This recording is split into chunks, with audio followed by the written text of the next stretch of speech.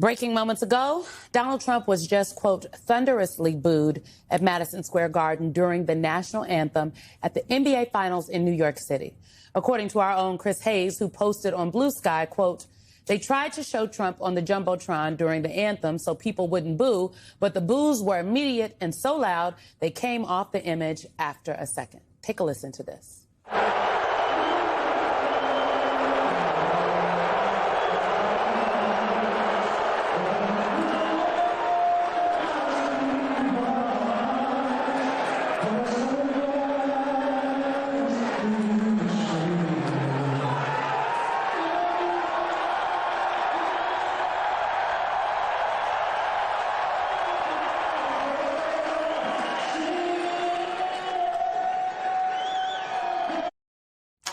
We just had a very spirited conversation in the break before. Can I just say, Avery Wilson, Grammy-nominated Avery Wilson of Broadway fame, was a person that was singing the national anthem. He was giving it to us over the boos. He's a huge Knicks fan, which is why he was asked, and he's thought of as a good luck charm. But dang, not to have Trump come to your game where you singing. Ooh. And that's tough. And I get the thinking of Madison Square Garden was to, okay, we know this is going to happen, but people won't do it during the national anthem. Well, they did. And so that moment in the clip where you hear the cheering, that's for the anthem because they've taken Trump's picture down. And, you know, that high note that Avery hit, everyone's like, yeah, baby, that's what we do. But it tells you a lot. I mean, this is, I think, New York is, you know, there's a lot. This is a live shot here of the president at the game. You know, I think, as we were saying earlier, looking very spirited. Very spirited. Very excited. But Alicia, this goes to what we were talking about before, why presidents generally don't insert themselves into big mega events like this, because this is really a people's moment. This is a New York moment. And he made it about himself, and New Yorkers told him what they thought of it. Well, and without the cocoon of the White House, like what we are preparing to see with that UFC fight where he has had, it's like watching a documentary where the subject has served as the executive producer and the editor of the film. The story is theirs as they want to tell it. That is the only story, Simone, that he has proved to be comfortable with. The president looks so unhappy, Alicia. Just so unhappy. No one made you be here. This is not a profile in courage. I don't even know what we can call this, but this is what I will say about this whole thing. Why are all these cabinet secretaries at the Knicks game tonight? Why is Steve Witkoff at the Knicks game on the day that we're about 100 days into the war with Iran that he and Jared Kushner were negotiating the end to? Why is Steve Witkoff at the game? Iran apparently walked away from the talks today, and now Israel and Iran are fighting again. What is going on? We have lost the plot. They want us to be talking about everything else except the fact that gas is too damn high, that the prices are very high, and that the war is still raging and the Strait of Hormuz is still closed. And that's the summation of it right there. I mean, you take what Simone just said with that backdrop. This is a president who at every major moment of not just the war, but the decline of this economy, has found something else to do. Oh, come on. Found something else to do, so much so that he couldn't even go to his own son's wedding. So the priorities for this man are displaced, would be kind, but they do speak, I think, to a broader problem that the country needs to reconcile itself with come November. Donald Trump lost it on national television this weekend and proved to anyone watching that he has absolutely no way to defend his big, ugly lie. You know, the one he returns to anytime he's faced with a question that he can't answer. Before storming off an interview with NBC's Meet the Press, a combative Donald Trump was unable to answer questions about the war in Iran, the war he started, or the dire economic conditions American farmers are facing due to his tariffs, or whether his deeply unpopular $1.8 billion slush fund is, in fact, dead. Instead, he retreated to familiar territory, lies about the 2020 election and the integrity of America's election systems writ large, pulling out the January 6th playbook to cast doubts on the results of Los Angeles mayoral primary. Trump is trying to spin California's standard lengthy ballot counting timeline to cast doubts on the integrity of the vote. As a reality TV star he endorsed appears unlikely to make it to the runoff. giving us an alarming preview of what we can expect come November's midterms in the process. Watch. They sent people to jail who did nothing wrong. All right, just to be very clear, there's no evidence of what you're saying. But let me ask you about Todd Blanche. Let me ask you about Todd Blanche. Listen to me. Let's talk There's about Todd Blanche. There's tremendous evidence. There's nothing but evidence. The election was rigged. It was a dirty election. Mr. And it's happening again right now in California. You've never presented evidence. It's happening the right now in California. Rigged. Right now, it's look at what's happening in California. Where's the evidence to that? It's the 4 Republicans days. are doing well in California. It's no, they're not. They're dropping fast because it's a rigged election. Let me tell you, it's 4 days, and they aren't even close to coming up with. That's how they count. You know why they're doing that? California. Because they're cheating on the election. Do you have evidence to support all that? All I have to do is look. All I have to do is look. That's not evidence. And I listen.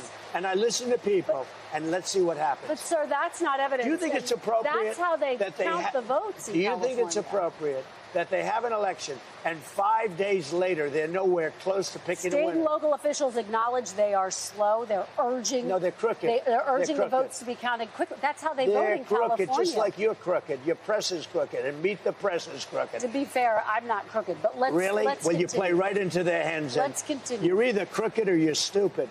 You play right into their hands with this rap. You know that these elections are rigged.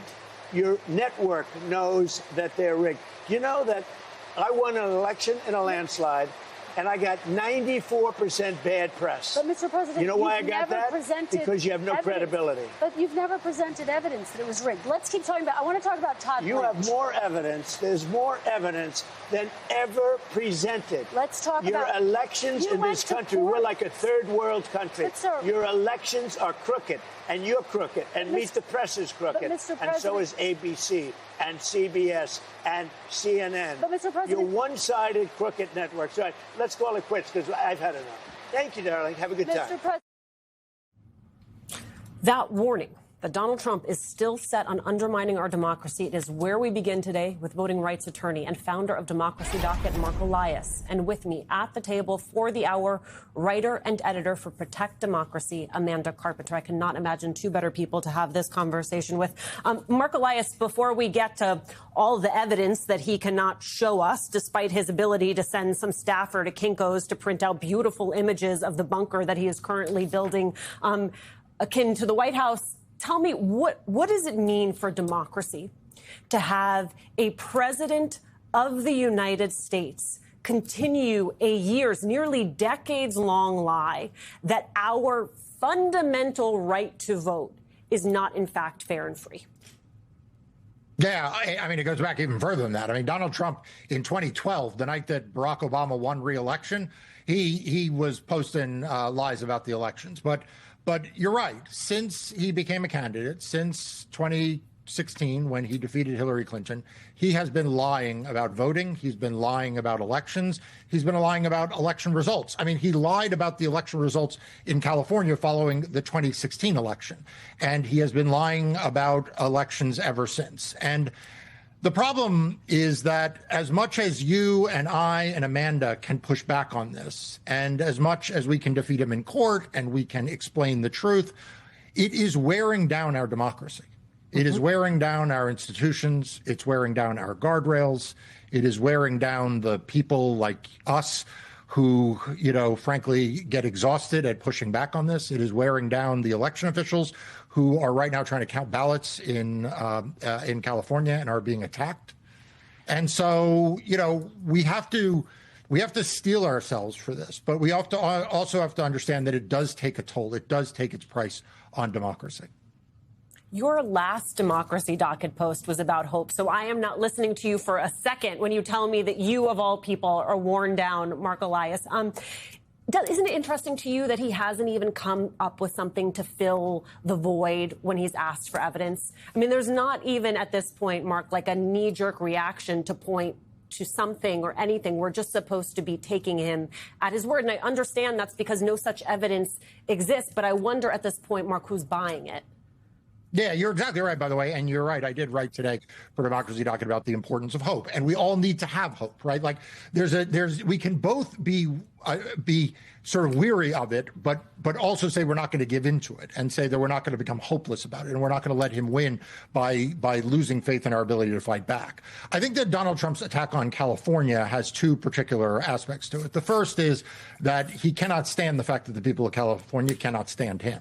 I mean, they keep voting against him. They keep succeeding as an economy, and he can't stand that. The second, though, is that if he wants to steal the 2026 election, if he wants to subvert the outcome, like Willie Sutton went to Banks because that's where the money was, he's going to California because that's where the seats are.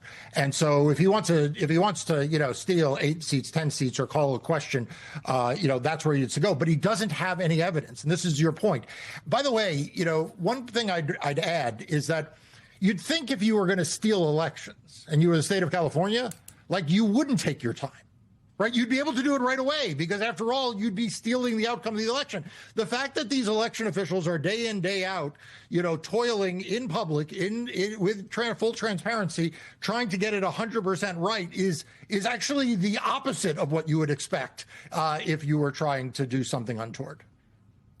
Amanda, I was struck by the fact that the first assistant U.S. attorney in California who came out with this statement alleging that there was potential fraud, that they were going to investigate because he is carrying Donald Trump's water, says the reason I believe there's the possibility of fraud is because California doesn't require ID and because we have this vast system of mail-in voting. So I went over to the internet, which is available to almost all, and Googled, what is the cases of voter fraud when it comes to mail-in voting? According to Brookings, it's 0.00004%, right? Like, we're not talking about a thing that is real. Why this particular interest in sowing doubt in mail-in voting? Yeah, because mail-in voting is where they think they can exercise some control. I mean, look at what happened in this interview. Does Donald Trump actually care about the LA mayor's race? Do they actually care about boosting reality Spencer TV Pratt, stars have to stick together, Amanda. Who was slinging, crystals on the internet 5 minutes ago. What they're interested is continuing this conspiracy about mail-in ballots so that they can have people in place like Todd Blanche or Bill Pute so that they can launch these fake investigations to disrupt the process and deny results that they don't like. You were right. This is absolutely about spreading lies about the mail-in voting process. Because you look what the U.S. Postal Service, of all places, a couple weeks ago, they proposed a rule so they would create a national mail-in voter database so that Trump appointees could disqualify people from the voter rolls. They want to nationalize mail-in voting so that they can take it over. That's what's happening behind the scenes here. In front, we see Donald Trump melting down, saying the same stuff he's been saying, as Mark pointed out, for the last decade. But behind the scenes, they're putting things in place to deceive people about mail-in voting, to disrupt the process and deny the results with these loyalists that they put into place. Let's talk about some of those loyalists. I want to play you both. These are the legal advisors who were surrounding Trump back in 2020 as opposed to the legal advisors who are surrounding him now. Take a look. I made it clear I did not agree with the idea of saying the election was stolen and putting out this stuff, which I told the president was bullshit. And, I didn't want to be a part of it, and that's one of the reasons that went into me deciding to leave when I did. I observed, I think it was on December 1st, that, how can you can't live in a world where the incumbent administration stays in power based on its view, unsupported by specific evidence, that there was fraud in the election. On the integrity side, we're doing an absolutely terrible job, and the American people are right to question it. California's election law allows ballots postmarked by Election Day to be counted and permit same-day registration. That means tabulation typically continues for weeks. And that doesn't sound like fraud. That you can argue whether the law makes sense, but that doesn't sound like a fraudulent situation. No, there's a great phrase: opportunity for fraud. Mark Elias, talk to me about the, quote, opportunity for fraud and the way that idea is perpetuated when it's not just the president of the United States who is saying it, but all of the lackeys around him. Can I just ask a question? Why the hell is the U.S. Attorney for the Southern District of New York opining on election law in California? I mean, doesn't he have enough to do in Manhattan? Maybe you should lock up some Wall Street criminals. Instead, he's sitting there, talking about opportunities for fraud in California. And by the way, his job is to investigate crimes based on evidence and to bring charges where they exist, not to be a roving political reporter about opportunities for fraud under election laws he knows literally nothing about. I mean, the fact that this is what the U.S. Attorney's Office in New York is talking about tells you everything you need to know about the corruption of this Department of Justice. Because this guy knows that his bread is buttered by having something provocative to say when dear leader is watching TV, even though he's sitting in a studio in New York City and opining about California election law. It's a bunch of nonsense. There's no opportunity for fraud because people are validating ballots in public. There's no opportunity for fraud because the U.S. Postal Service is too slow in delivering the mail. It is an insult to voters. It is an affront to democracy.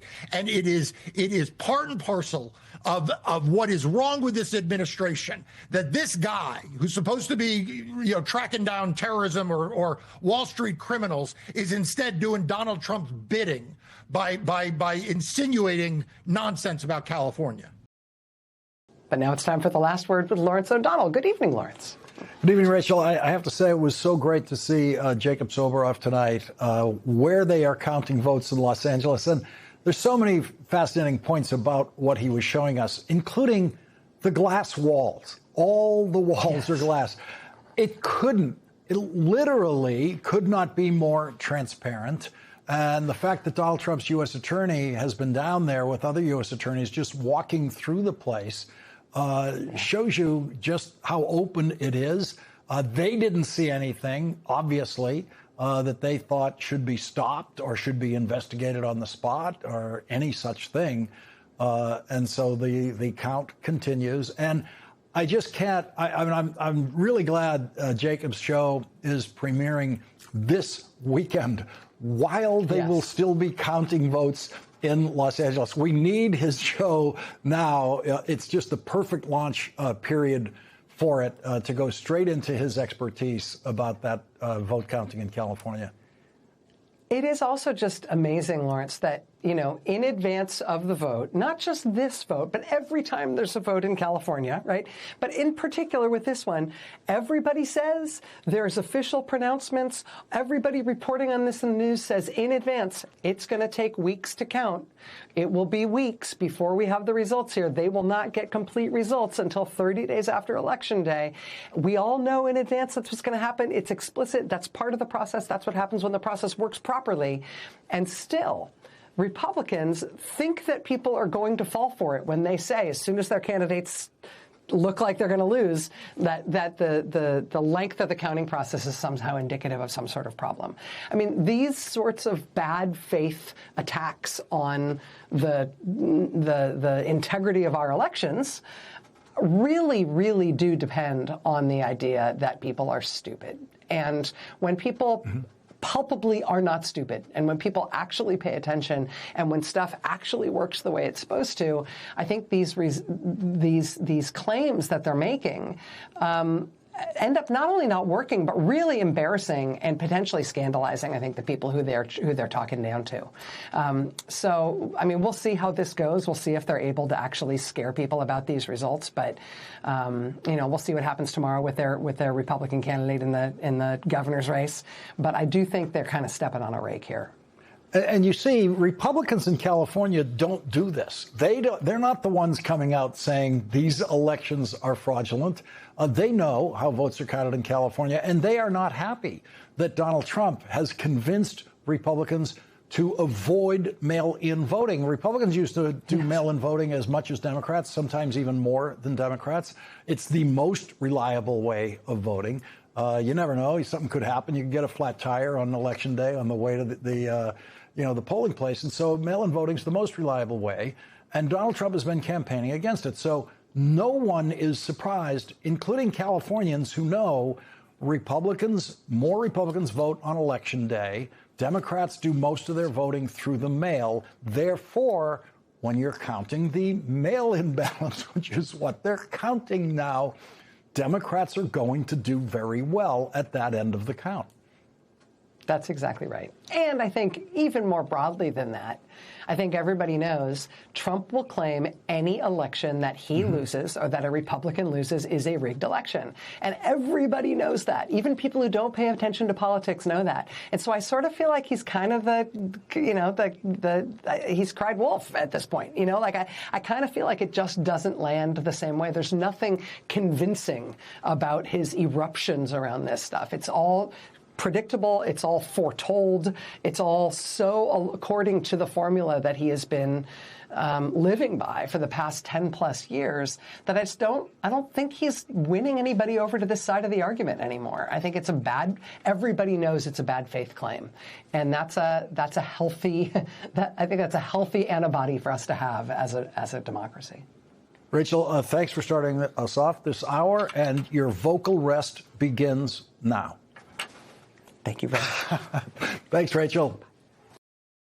Turning to new remarks from the top of 60 Minutes, Scott Pelley has now decided to come out and speak on camera. He had issued a statement after his unusual firing by CBS News as those MAGA clashes continued.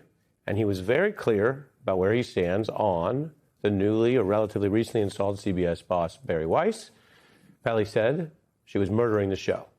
He also says that she was doing something that involves bias, where she wanted to engineer more friendly coverage for Trump than what the actual independent journalists found from their reporting.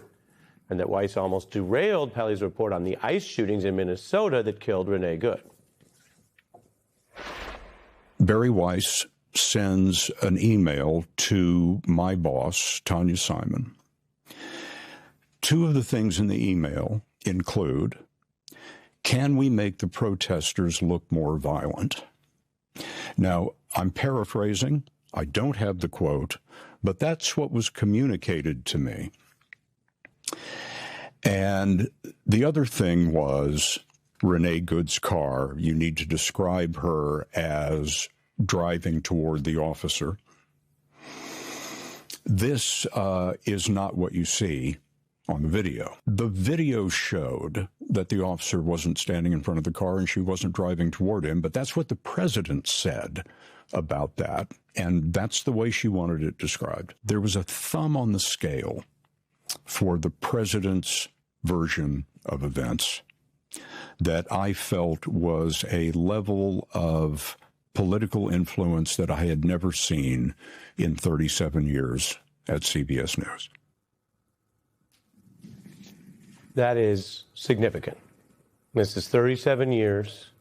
This is the top of CBS, their most prominent anchor, one of their clearly currently, until he was fired, most prominent members of 60 Minutes, which is their flagship program. And he has receipts, he has evidence, he has it in writing. And it's not saying, hey, let's make sure we cover both sides.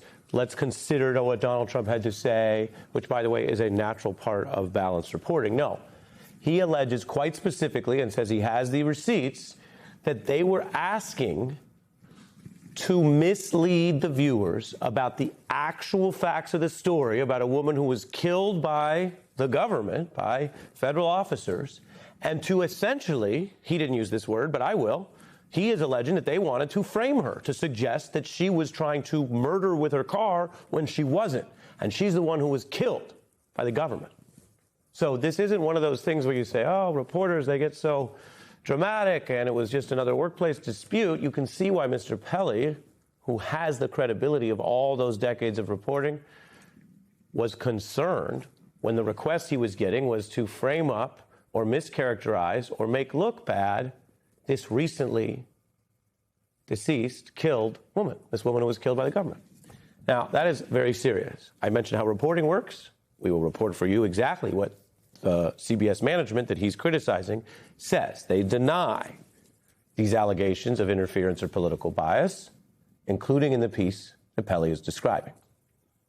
So that's both sides of that. But you're talking about Ellison, the new leader, and Weiss, who they put in charge, paramount under this pressure while they want to get favorable treatment for their merger. Ellison wants and needs approval for the big deal, way bigger than CBS, which is the entire Warner Brothers movie studios, CNN, HBO, all of it. Now, Trump has continued to go after 60 Minutes even when they got the new ownership, because that's pretty much his habit. He also got a $16 million settlement from Paramount over the news division's Kamala Harris interview. Pelley being very clear that given the weakness of that case, it really came down to editing, that he viewed it as a bribe. The very last thing that the previous ownership did was pay a multi-million-dollar bribe to the president to settle this frivolous, ridiculous lawsuit. And very shortly after that, somehow, the Trump administration approved the sale. Paramount denied that those two things were linked, that payment and then the deal going through. He was also asked about this manager who is seen as so close to the MAGA side, Bari Weiss, and what about her leadership? Do you think Bari Weiss needs to be removed? Oh, gosh, yes. I do think that we would be far better off without her. Maybe she goes back to the free press and has a sterling career. But this is like somebody walking up to me and saying, there's a 747. There are 400 people on it. We need you to fly it to Paris. I'm going to decline because I don't have a clue. Pelley discussing her lack of experience. She and her allies argue that she has media experience running a newsletter and writing about the media. Pelley's point, and this has been echoed by more than one CBS veteran, is that the actual structure of international television news is different, and that in her time on the job, she showed very little interest in learning about that. That's their allegation.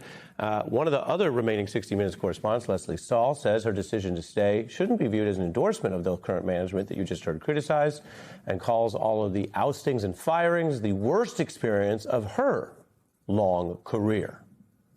This is a story that goes well beyond CBS or television media.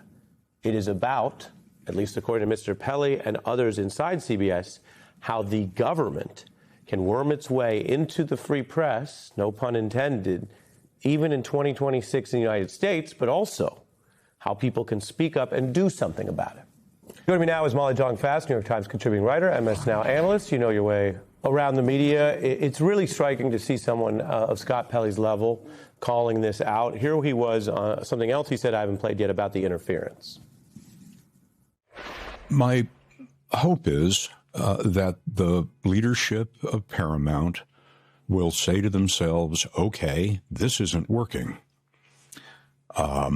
We have broadcasts that almost don't get on the air. We have respected journalists saying that there is a thumb on the scale for one political party over another. They don't know what they're doing. And there's a subtle political bias that I've never seen at 60 Minutes before, and so, or at CBS News before.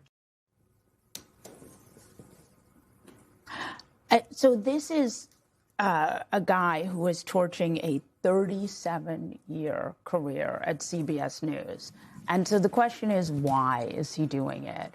And I think the answer is like Walter Cronkite, right? He's taking this risk. He's doing this thing, and he's doing it because he sees that Bari Weiss was not brought in to run CBS. She was brought in to kill CBS. And that's what we're watching happen. And so I think it was an extremely brave move. And I think the reason it's getting so much attention is because people can see that it's real. Yeah. And the example he gives where they wanted to make this deceased protester and driver look like she was trying to kill a cop. First of all, anyone who does that knowingly is potentially committing defamation, which is a long way from telling a story or telling it well journalistically. It's the other extreme. Yeah.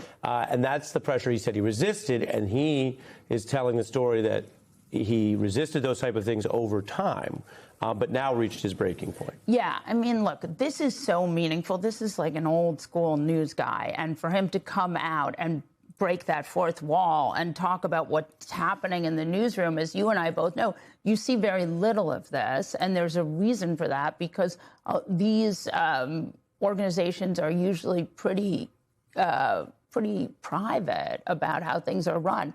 So you have to realize, like, he's come out like this because he saw things that he was really shaken by. And when you listen to that interview, what you hear is a person who is very shaken by what Paramount is trying to do to CBS.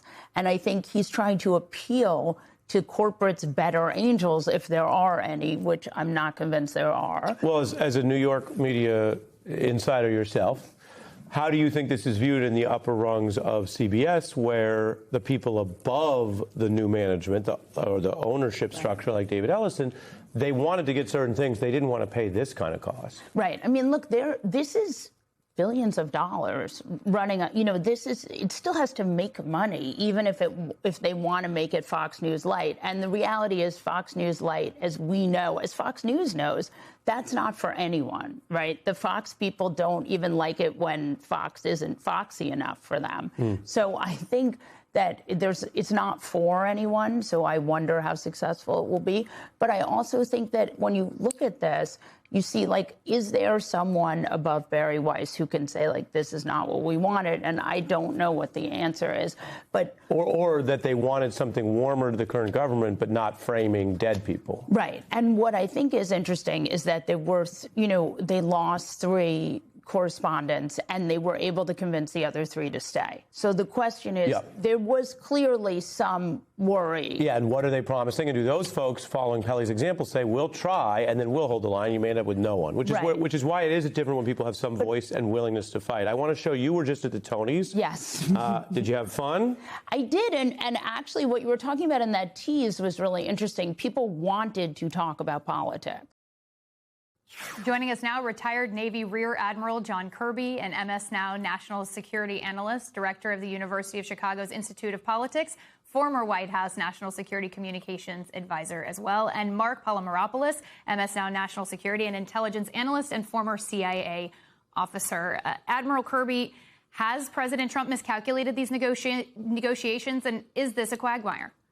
I think he certainly miscalculated just about everything when it comes to this war. There was no due concern, as I'm sure he was briefed, about the power and the ability of the Iranians to close down the strait. I don't think that he fully appreciated how hard it was going to be to, quote unquote, decimate Iran's military capabilities, and they haven't done that yet. And I think they're learning afresh and anew how difficult the Iranians can be at the negotiating table, or even close to the negotiating table. They are long-term planners. They get into the technical details, and they believe they have the leverage right now. So I think there has been a series of miscalculations since February, since this war began, and I don't see any indication that they are learning from these mistakes going forward in such a way as to try to end this war in a responsible way. Iran is constantly playing for time and feels like time is on their side. Mark, yesterday in a phone interview with Axios, Trump said that he was going to tell Israel not to retaliate. I was closely monitoring your X feed. You said that you cannot ever let terrorist entities or supporters get the upper hand or last shot, and violence must be met with overwhelming violence. You also said Trump was dead wrong to tell Netanyahu not to respond. Of course, it's the day after Israel did respond. Now there's a tense calm. But is this all a sign that Trump is losing his grip on this war? Well, I think he is losing this grip on this war because, first of all, the Iranians know that he wants out of this. And so we have lost that leverage. But, Ariel, the point I made in that X post was that an Israeli national security doctrine really fundamentally rests on the notion of responding to any type of attack. And where we are right now, and where President Trump is I think, putting very unfair demands on Israel, is the idea that if Hezbollah attacks Israel in the north, Israel is not allowed to respond because then Iran will hit Israel, and then what? Israel can't defend itself against that type of threat. The linkage of Lebanon to Iran, which I think President Trump and the government of Pakistan have actually all put together in the same boat. The Iranians want that as well. This is not going to sit well with the Israelis, who do have this right of self-defense. Let me also say that the idea that Israel can't respond when attacked, that is not the case for when anytime the Iranians have threatened U.S. ships. in the Gulf, the U.S. has retaliated right away. So I do agree with what you said, agree with Admiral Kirby as well.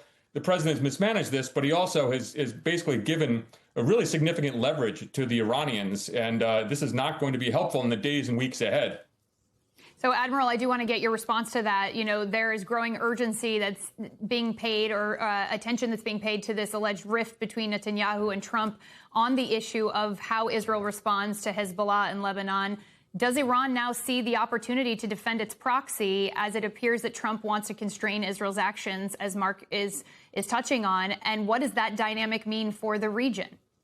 Yeah, they also see opportunities to further cause fissure and friction between the United States and our only ally in this war, which is Israel. And I think we need to remember, and it has been too easy to forget as we've been doing this back and forth and kabuki dance with the Iranians in Doha, is that the other key player here in this negotiation is going to be Israel. Now, they may not be at the table, they may not be in that hotel, but they're going to be watching all of this very, very closely, and they have a vested interest in them. A nuclear Iran is a national security threat. I agree with the president, and I'm glad that he keeps coming back to that point. But to Israel, it's an existential threat. And the way these proxies continue to attack Israel obviously is something they have to take seriously. And so I agree. They have a right to defend themselves. But it just to me augurs all the more how important it is to factor in Israeli interests here as we continue to try to find a way to negotiate an end to this. You mentioned the nuclear quotient here. Mark, I want to play some of what President Trump said about Iran's nuclear stockpiles. Let's listen. Will you and would you be open to sending in U.S. forces to retrieve the nuclear stockpile? So the official name is highly enriched uranium. And I call it nuclear dust because it seems to be nice and everyone understands it better and it's sort of cute and people picked it up. But the way you do it is if we make a deal, that now we're friendly, we'll all go together. It'll be our equipment. We'll take it out and destroy it, whether it's on site or whether we take it off site. Never did I think I'd hear cute and nuclear material in the same sentence, but alas, here we are on a very serious topic. How big of an undertaking is it to get the roughly 1,000 pounds of highly enriched uranium out of Iran and then destroy it? Well, look, the U.S. military, and Admiral Kirby knows this, certainly has plans. We have specialized units in the special operations world who are trained to do this. I think the reason the hesitancy from Central Command and others is that there's a really significant risk to force if we went through with this. I've heard, kind of behind the scenes, all sorts of figures in that we would lose American men and women in some type of operation if we did it in extremis.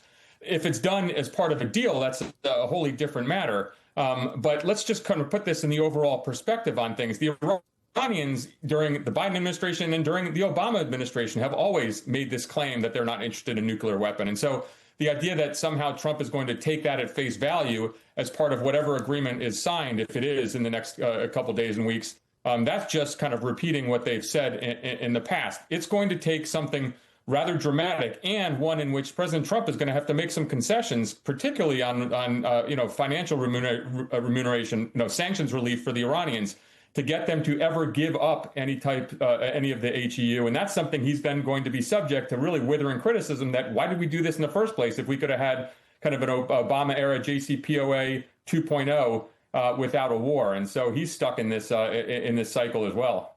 And one of the main criticisms of this operation in Iran has been the lack of partnerships and lack of seeking the guidance and cooperation of our allies overseas. Admiral, this is slightly a different topic, but on that note, while we have you, the Defense Secretary Pete Hegseth gave a speech at Normandy on the 82nd anniversary of D-Day in which he criticized our European allies for their immigration policies. Let's listen to him. Sadly, today, different European beaches are stormed by different dangerous ideologies. Beaches in Spain, in Italy, in Greece, and Bulgaria, boats and men arrive. When will European capitals do something about that invasion?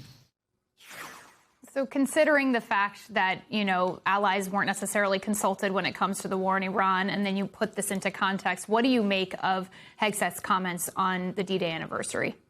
Well, number one, Ariel, we are, the United States under this administration is in no position to lecture our allies about anything right now, given the way we are turning away and turning our back on our alliances and partnerships, which has for decades really been the foundation of American national security overseas.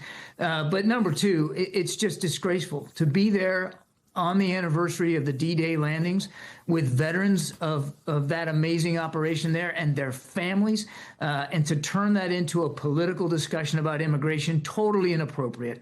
And I was embarrassed as an American and as a veteran that our Secretary of Defense would take that opportunity to deliver such an overtly political and inappropriate message. I think it was a slap in the face to those brave men and their families who were in attendance that day. Admiral John Kirby and Mark Palomaropoulos, thank you both for your service to this country. We appreciate you. Kristen Welker also repeatedly pushed back on the president's lies about the January 6th insurrection and election fraud. Take a listen. Do you think anyone who attacked police officers on January 6th should get taxpayer money? I wouldn't be inclined to say so, but I have to see it. I can tell you this, 97% of those people, you look at them, the FBI or whoever it was, because you had a lot of crooked cops, you had dirty cops. Comey was a dirty cop. Well, a guy like Bolton was a dirty cop. But there's no evidence. Wait a minute. Oh, you think Comey was a straight people cop? Who pleaded guilty to assaulting police Comey officers. was a dirty cop. No, they had but the people FBI. who assaulted police Listen officers. to me. They had FBI agents ushering them into the building. They had FBI go into the building. Those people walking around, they're looking, oh, isn't this nice? They weren't in. They were being ushered into the building. There's no evidence. You had a bunch of dirty cops, and frankly, what they did was weaponization of our government. But, sir, let me ask you about Todd Blanche. Listen to me. Listen to me. Let's talk There's about Todd tremendous evidence. There's nothing but not been evidence. The presented election in a was court of rigged. law. It was a dirty election, Mr. and it's President, happening again right now in California. You've never presented evidence. It's happening that the right now in 2020 election California. was rigged. Right now, it's looking. Look at what's Where's happening the in evidence California. to that? It's the 4 Republicans days. are doing well in California. It's no, they're not. They're dropping fast because it's a rigged election. Let me tell you, it's 4 days. And they aren't even close to coming up with it. You know why they're doing that? Because they're cheating on the election. Do you have evidence to support all that? I have to do is look. All I have to do is look. That's not evidence. And I listen to people, and let's see what happens. But, sir, that's not evidence. Do you think it's appropriate? That's how they count the votes in California. Do you think it's appropriate that they have an election, and 5 days later they're nowhere close to picking a winner? State and local officials acknowledge they are slow. They're urging. No, they're crooked. They're urging the votes to be counted quickly. That's how they vote in California. They're crooked, just like you're crooked. Your press is crooked, and Meet the Press is crooked. To be fair, I'm not crooked, but let's really. Let's well, continue. You play right into their hands. Let's continue. You're either crooked or you're stupid. You play right into their hands with this rap. You know that these elections are rigged. Your network knows that they're rigged. You know that I won an election in a landslide, and I got 94% bad press. But, Mr. President, you know why I got that? Because you have no credibility. But you've never presented evidence that it was rigged. Let's keep talking about. I want to talk about Todd Blanche. You have more evidence. There's more evidence than ever presented. Let's talk about your elections in this country. We're like a third world country. Your elections are crooked, and you're crooked, and Meet the Press is crooked, and so is ABC and CBS and CNN. But, Mr. President, you're one-sided crooked networks. Right, let's call it quits because I've had enough. Thank you, darling. Have a good time. Mr. President, let's please. Okay, so one can become overwhelmed. So let's just go back to the beginning where he said those folks were ushered in by the FBI. And let's stop right there. Let's stop right there. Let's bring it up. Because then he continued to lie more and lie more and lie more. And then you get, overwhelmed or frustrated. And then he's lied for 2 or 3 minutes. Stop right there. Lying to the American people. Those folks had zip ties. They had a noose. They had weapons in some cases. They defecated at the Capitol, in the halls. They're criminals who were convicted of their crimes. I know the president pardoned them because for some reason in his twisted thinking that these people deserve something more than what they got. Many of them have gone out to commit more crimes since they've been pardoned. Republicans and Democrats alike were running for their lives. So not everybody has different interviewing styles, and that was absolutely a great effort. But I would stop at the first lie. I wouldn't allow any lies on my program. Joe certainly hung up on the president when he was running for office and started lying. Just hung up on him, because you can't have lies. And then this is, some would argue, a strategy. Beat up the media, and so the base can get all excited to see him calling Kristen Welker stupid. You don't allow it. We can't have a complicit media. We can't be involved at all with spreading lies. We can't watch him tell lies and not call them out right away and stay with that first one, because they're all lies. Everything that was said in there, we could go through each one and show how it's a lie. But what he likes is that moment where everyone gets flustered and watches this drama play out, while the president takes something that was twisted, sick, and criminal that happened at our nation's capital. Show the video. You can show the video of the cop getting squeezed in the door, being injured. You can hear, that. Is that the FBI ushering them in? Or is that a cop getting very injured and his life threatened? And I believe at the same time that this was happening, American flags and Trump flags were used to gore people and bash through windows and commit vandalism and try and interfere with the nation's electoral process. Jonathan Lemire. Yeah, these are the footage that we show all the time, these images of cops being assaulted, some of whom died in the days later. And let's remember, there's no evidence that the FBI ushered anybody in. But even if they did, that was the FBI under a Donald Trump Department of Justice. Donald Trump, President Trump, was still president on January 6th, 2021. There was no Biden FBI. Biden had not taken the oath of office yet. It's a complete farce. And Ben, first of all, we should note there's a little further clip where Trump takes off the microphone and even steps on it. You can hear the crunch of the NBC microphone breaking as part of the fit he threw during this interview on Friday. And yes, there are Republicans. We can talk about it through the lens of politics and say Republicans, they don't like this. This doesn't help them in November. We all know that. But let's take a step bigger. To Mika's point, this is the President of the United States thinking it is okay to go on television and lie over and over and over to not only his interviewer, but to the American people. And to think that that's where we are right now, that this is the behavior that he has decided for a decade now is acceptable, and that he has people cheerlead him on as he does so. It is something that is fundamentally damaged and about our democracy right now, that he's able to do this. And I worry about where we're heading, not just between now and November, but in the years ahead.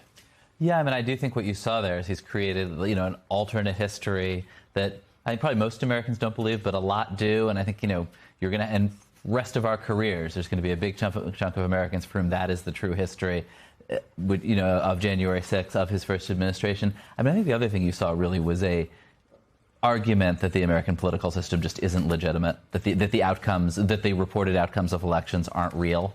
And that whoever you think ought to win is the winner. And I think I'm not sure whether or not that is preparation for some kind of organized plan to meddle in the midterms, which we actually haven't really seen a ton of evidence for, or just to ignore election results rhetorically and to prepare himself for a second 2 years in which he basically ignores the legitimacy of a Democratic Congress.